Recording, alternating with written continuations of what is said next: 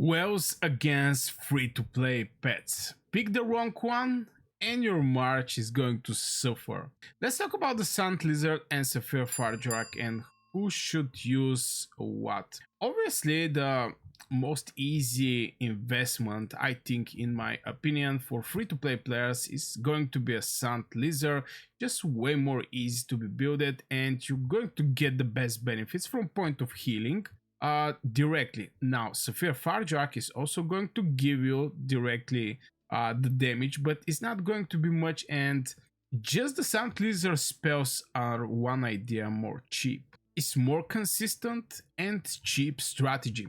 On top of that, is giving you stamina in the battlefield. By stamina, I mean increasing your survivability on the battlefield, and for the free-to-play players, they have to just sit more on the battlefield, and like this they're going to get more merits, especially with the Sand Lizard. Now if you have like 2 Sand Lizard or maybe 3, even better, you're just going to get more and more healing. If you run with mages, you can even bring Tears of Airborne. Now I know at some point they have to beat some damage done, but you know, if you don't have some crazy pet going on for you, you're not going to see some crazy changes. And I think this is the best pet for free-to-play players, and this is the Sand Lizard. This is universal pet, to be honest. It can be used with, for example, Maggrat Zeta or with Marksmans. It can be used with, let's say, Thunderlin, Talea, for example. Thunderlin Talea, since, you know, Thunderlin is giving some extra from point of shields and from point of getting some healing. The Magic Legion lead by this hero gets 30% magic attack and provide 20% more shield and healing. More shield and healing. So some people are combining Thunderlin with Talea, some with Mu. Everybody's having different style and differently builded legions in general. And I want to point something out, and this is just for the playstyle. Just don't mix builds. March pet style with March focus. What is going to be the March focus? Or at least some pets actually is very specific. And I can actually give an example. For example, Sapphire Faedrake. If you see the spell here, each time you inflict Scorch, so obviously this is going to be a pet for Liliya Legion, since Liliya is the only hero that is applying Scorch. Hoarfrost, we have 2 heroes that's applying Hoarfrost. One is a Velyn, one is the Waldyr. Now, Waldyr Velyn combo, I think if you're new in this game, after 2 weeks playing Call of Dragons, this is going to be the Legion, because everybody knows this is the Legion for Season 1 for free-to-play players. But yeah, Hoarfrost is applied from Velyn and Waldyr and Velyn. So this is going to apply also for them. And finally, we have Ensnare on one enemy legion.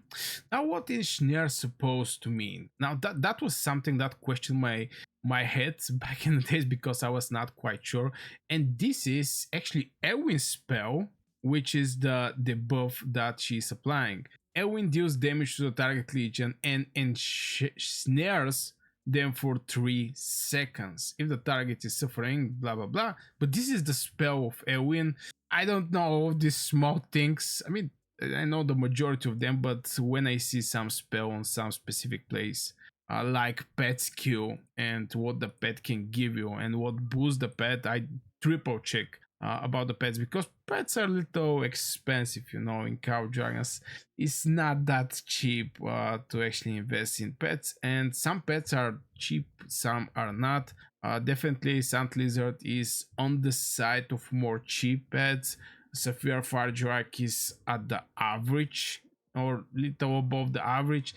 I can say around average. Now there is a pets that actually require a lot of investment, and something that I noticed the majority of the time is the damage melee pets like Auric, Warhound, Bruin Bear is also Moon Bear. All these pets actually require pretty decent investment, because the spells that you're going to just need for this pet, like this one, Angry Roar, is costs a lot. Fatal Bite, it costs a lot. totem quos, it costs a lot. Which yeah, also this one, Shadow Manticore, it's not a cheap one. Blade Manticore, Barber Manticore, all this, even the new one, Mozro Roach, is also going to request a lot of investment. So I think for free to play players, they just have to get the best value in a short amount of time. Now, obviously, you can just start and trying to build one of these heroes. I'm sure the majority of the people is going to build the town skill extremely fast, but after the town skill is becoming the hard path, let's say it like this, where you just have to get, for example, advanced barbarism or intense barbarism, which, you know, all these things cost so much. For me, for the Sapphire Faedrake, this thing here costs so much.